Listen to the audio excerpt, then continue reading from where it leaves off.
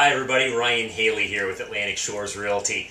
Just wanted to talk about another hot real estate topic here in Ocean City, and a very common question that I get in the resort home market, and that is, what is the difference between a short sale and a foreclosure?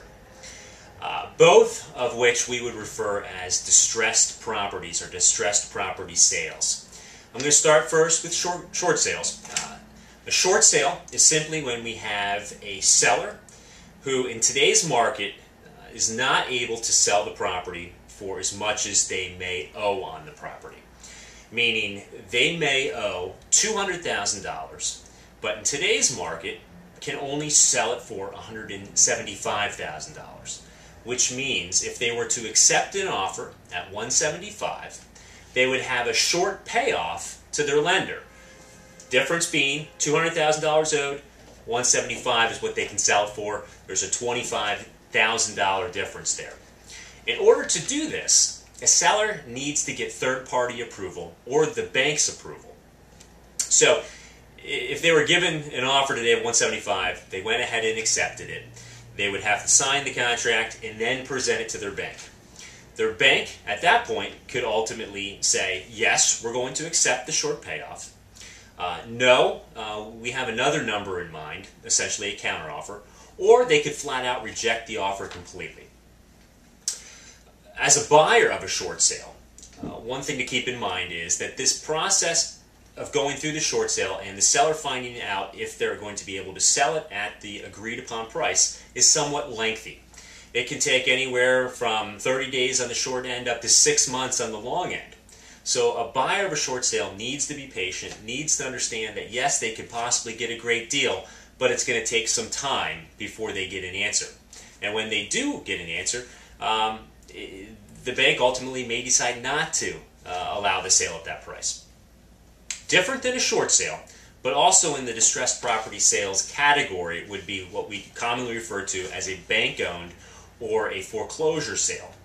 In this case, the bank has already gone and foreclosed on the previous owner of the property and taken the property back through the foreclosure process.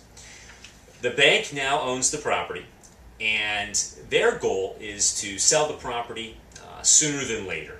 Typically, they want a 60 to 120 day sales price on the property when it is originally listed. So in other words, they're pricing them aggressively in hopes of selling it relatively quickly. These properties, on average, do sell fairly quickly. The average days on market is considerably less for a bank-owned property than your typical seller. And in general, they draw enough attention that the prices ultimately sell fairly close to the list price. Just to give you an example of the impact of distressed property sales, short sales, and foreclosures on the entire greater Ocean City market. This year, year to date, we've had 778 sales of single-family homes and condominiums.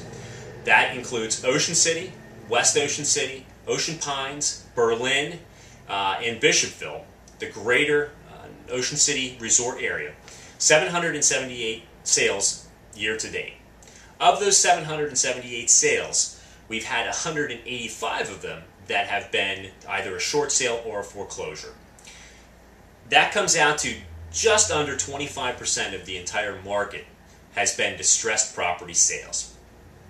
Certainly there are lots of sellers out there, regular sellers who are not distressed and are having success selling their property.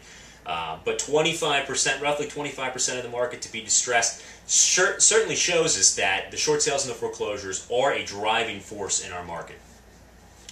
When we look at the average list to sales price ratio for these properties, a regular seller who is not distressed today is getting roughly 90% of their list price.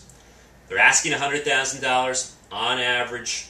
They're able to sell it for $90,000, just as an example.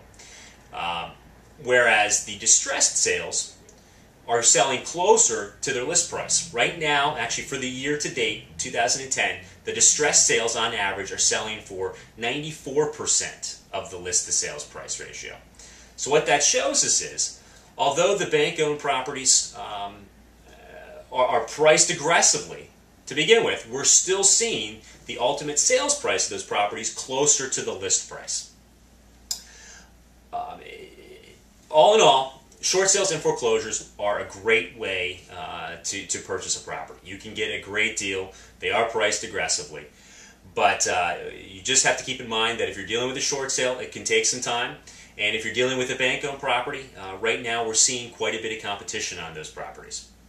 So hope that helps you out for today. If you have any further questions, I'd be happy to go over both the process of a short sale and a foreclosure, and the regular sellers out there who are priced to sell and are ready to move quickly.